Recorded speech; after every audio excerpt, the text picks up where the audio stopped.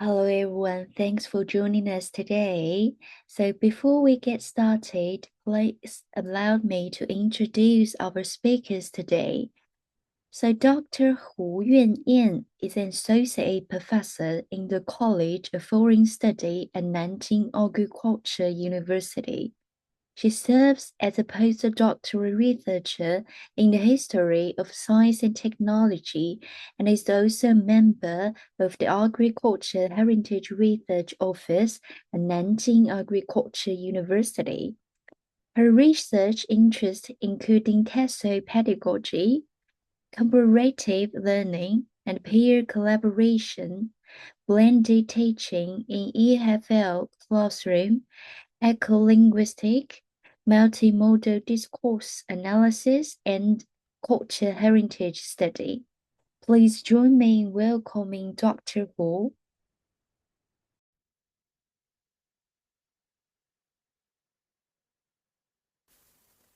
Good afternoon, everyone. Thank you for being here. I feel very honored to have such an opportunity to share with you my recent research centering on a topic that is fundamental to the essence of education itself, critical thinking.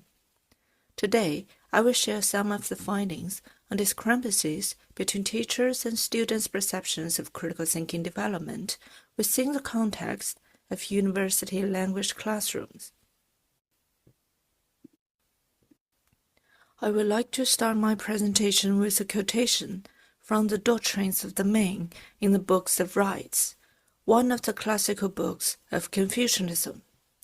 Study extensively, inquire carefully, reflect thoroughly, distinguish clearly, and practice earnestly.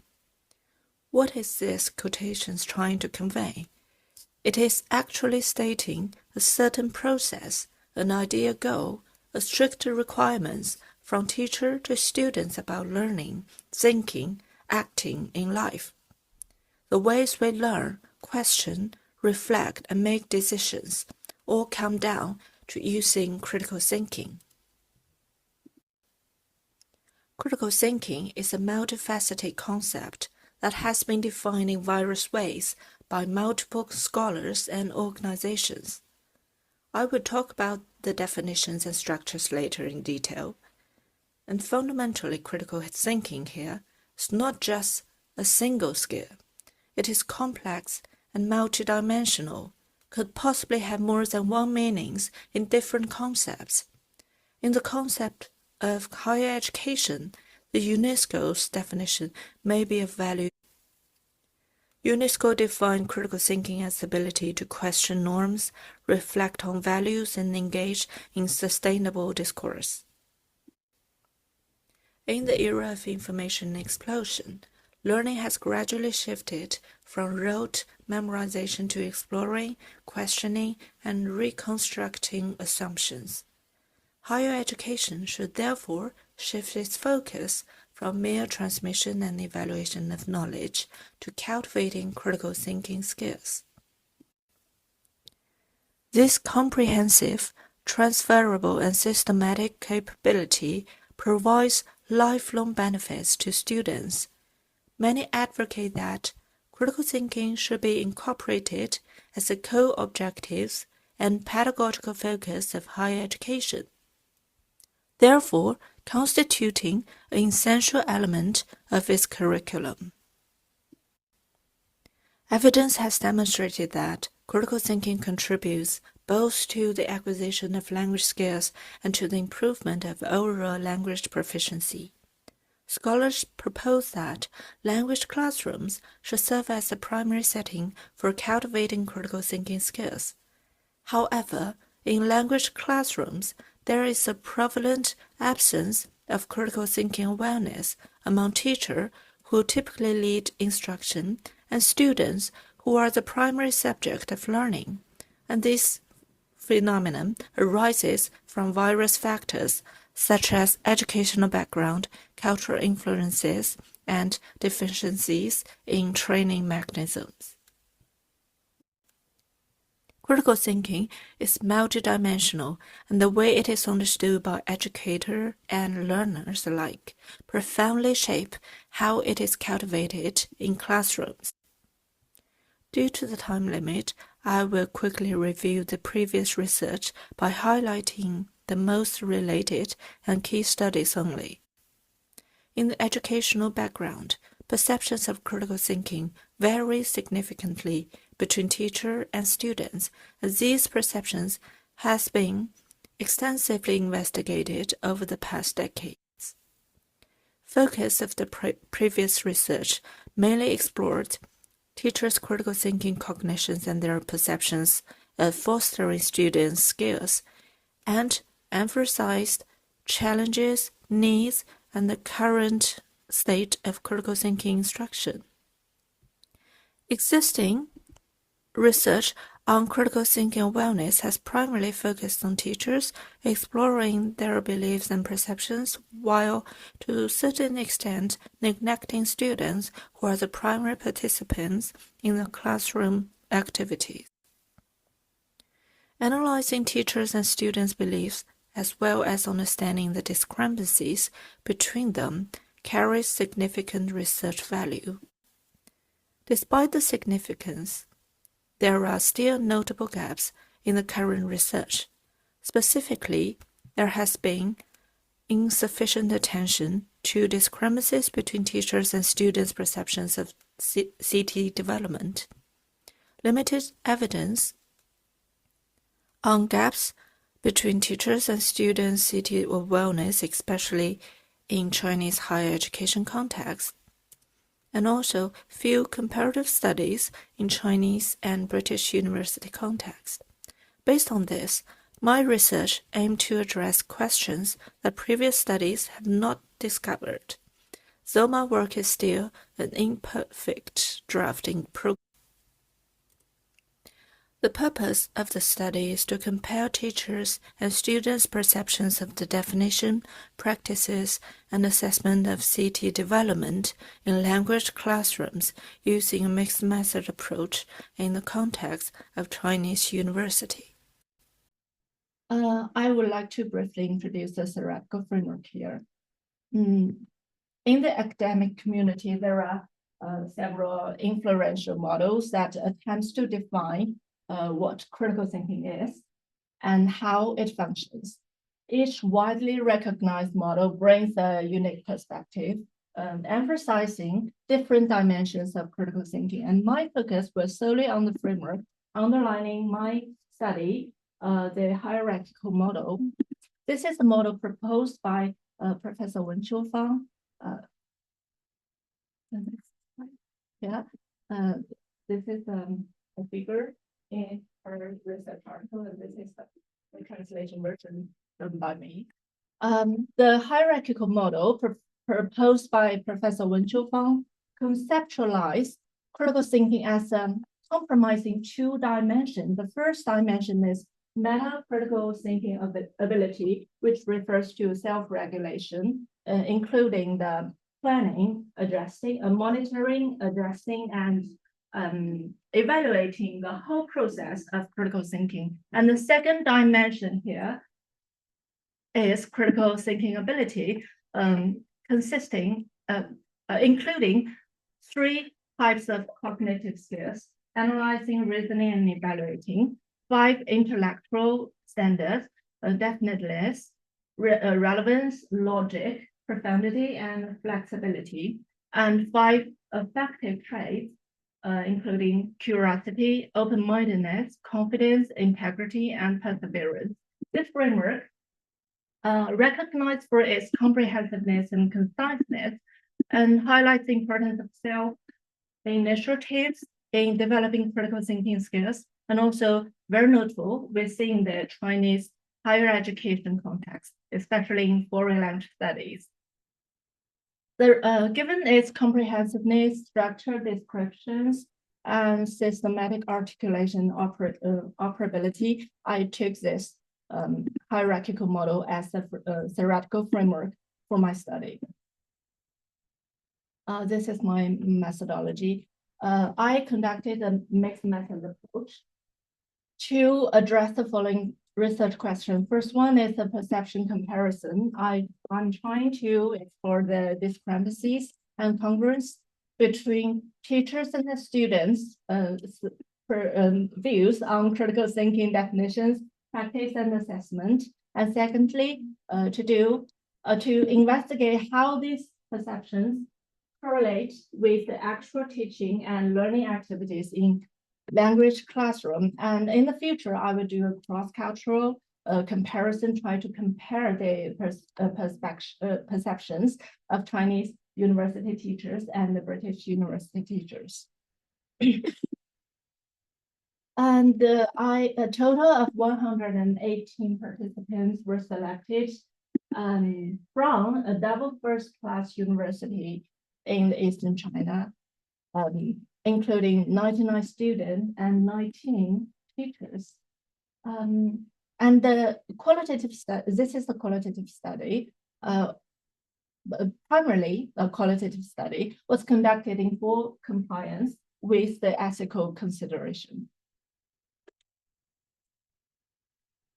The structured interview, semi-structured interview questionnaires, classroom observations were employed to gather comprehensive insights, and all interview transcripts were analyzed by me and another research assistant via NVivo 12 based on Wen Qiufang's hierarchical model. And we make sure that the coding process is thorough and reflective by doing a paired coding.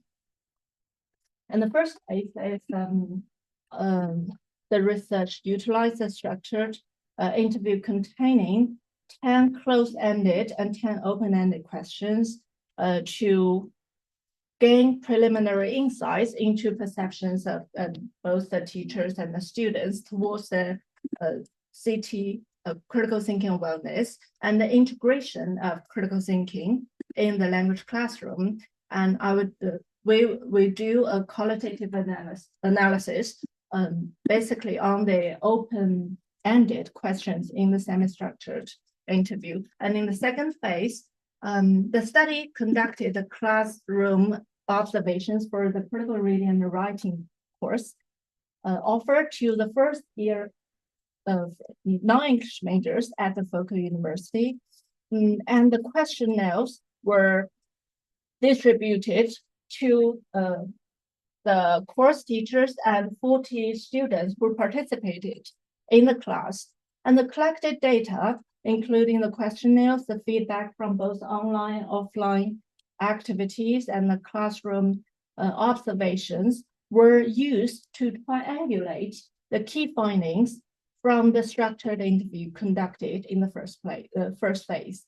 And the last phase is semi-structured follow-up interviews to gain more in-depth understandings based on the key highlights or the salient data points which are identified in the first two phases, I mean, to further elucidate the typical issues. Now let's move on to the co-findings. What did the study discover? The first research question is, what are the similarities and differences in critical thinking perceptions between teachers and students? We analyzed the data from the structured interview, several key findings stood out. First of all, is both teachers, we find that both teachers and students recognize critical thinking very important in higher education, highlighting its development during university studies. And teachers, students, they both view critical thinking as a very similar multidimensional framework as mentioned in the Wen Qiufang's hierarchical model, including metacritical thinking, intellectual standards, cognitive skills, and affective traits. However, the teacher were identifying more tertiary nodes than the students, so that they exhibit deeper insights into critical thinking. And this is a visual representations of my finding. We can see very clearly from this finding that the orange column represents teacher perceptions, while the blue column represents the students. And let's look at it one by one. First of all, is the first dimension of the critical thinking framework. We call it meta critical thinking. Let's look at the pictures on the left-hand side. We can see that the teachers exhibit relatively higher recognition of self-regulation, including the planning, monitoring, adjusting, and evaluating one's own critical thinking process, while the students, compared to teachers, they show less emphasis on the self-regulations. They only mentioned the evaluating the critical thinking process. And the disparities, it is kind of indicating a gap between the teachers and the students' perceptions. And this disparities suggest a need for pedagogical strategies in actual classroom activities to enhance the students' self-regulation in critical thinking context. And secondly is the intellectual standards. We can see from very clearly from these pictures on the right-hand side that both teachers and the students recognize logic as a component of critical thinking. They value very much the well-organized and well-structured, well-grounded arguments. However, teachers prioritize profundity in Chinese, 深刻性, the depth and the breadth of the critical thinking, while the student who often overlook this aspect. Because the letter is too small, we can see in the picture the profundities on the fourth column a bit. This shows very limited focuses. There's a shared under emphasis on definiteness, relevance, and flexibility among teachers and the students alike. And for the cognitive skills, both teachers and students, they recognize the significance of reasoning skills. Reasoning is the second part of this picture, such as questioning, elaborating, and justifying. The students tend to overlook analytical skills like comparing and clarifying. It doesn't mention these two cognitive skills at all. And also teachers emphasize analyzing, reasoning, and evaluating, whereas students concentrate more on reasoning, specifically questioning and elaborating. So all in all, teachers demonstrate a wider spectrum of cognitive skills, indicating a more comprehensive and in-depth understanding of critical thinking. An effective traits here, the teachers strongly highlight curiosities. Curiosity is the first part of the picture. They highlight curiosity as a crucial part in critical thinking, while the students largely overlook this trait.